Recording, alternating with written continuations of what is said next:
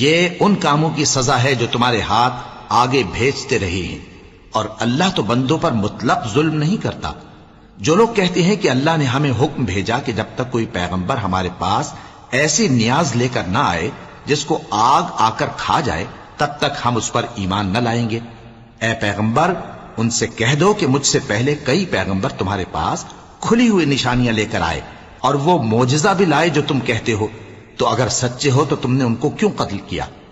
پھر اگر یہ لوگ تم کو جھٹلا رہے ہیں تو تم سے پہلے بہت سے پیغمبر کھلی ہوئی نشانیاں اور صحیفے اور روشن کتابیں لے کر آ چکے ہیں کہ ان کو بھی جھٹلایا گیا تھا۔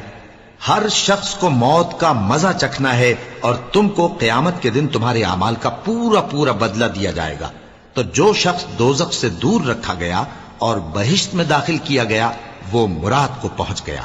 اور دنیا کی زندگی تو دھوکے کا سامان ہے۔